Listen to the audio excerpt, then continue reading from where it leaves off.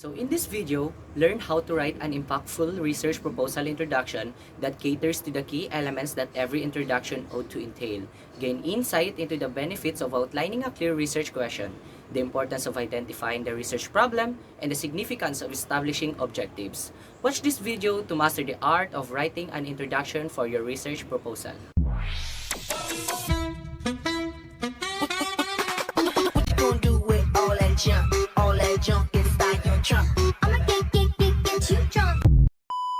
Welcome to this guide on how to write an effective research proposal introduction. So in this video, we'll take you through everything you need to know, craft a strong introduction, and catch your reader's attention. So an introduction is the first section of a research proposal. It sets the tone for the research and summarizes its background, rationale, purpose, and objectives.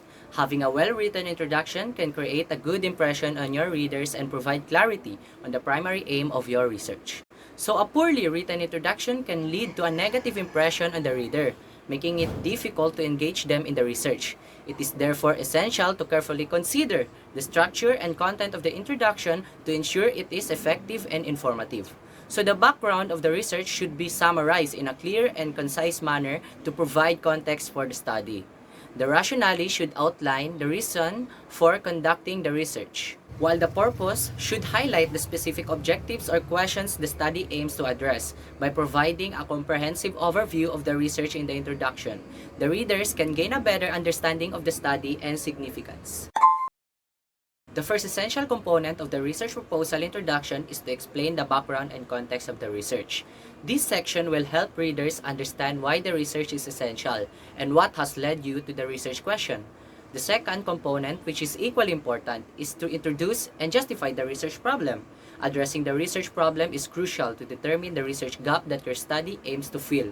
Finally, the third component of the introduction is to list research objectives, which should align with the project focus. So once the background and context of the research are explained, it is essential to provide a concise yet comprehensive literature review that highlights gap in current knowledge relating to the research problem.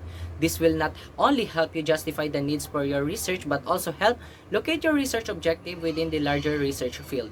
Lack of an acceptable review can make readers question your capability to conduct a successful study. Therefore, it is important to show that you have carried out adequate research to understand the research problem and have a promising research question that fills a gap in the current literature. So to make an impressive research proposal introduction, begin with a clear and concise statement of the research problem. Then provide a brief background to the issue and justify the importance of research in this area. Later, to make the introduction more concise, introduce the research question and main objective. By focusing on these three elements, it is possible to obtain a concise and comprehensive introduction that motivates the reader. To write a compelling research proposal, it is essential to begin with identifying a clear and concise statement of the research problem. The next step is to provide relevant and important background information about the issue that establishes the significance and relevance of your research. This can also include a brief overview of the existing literature on the topic. By emphasizing these points, you can justify the reason for conducting the research and its potential contribution to the field. It is equally important to introduce a research question that will guide this study. In addition to the research question, it is also important to present the main objectives, which will help to focus the research even further.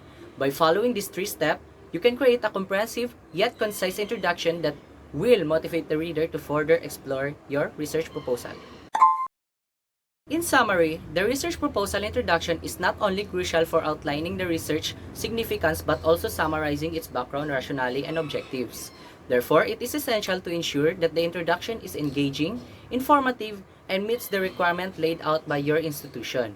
We hope this video has helped you learn how to craft a research proposal introduction that captures the reader's attention and set the stage for an excellent research proposal. So once again, goodbye. In your head. Di, kasi.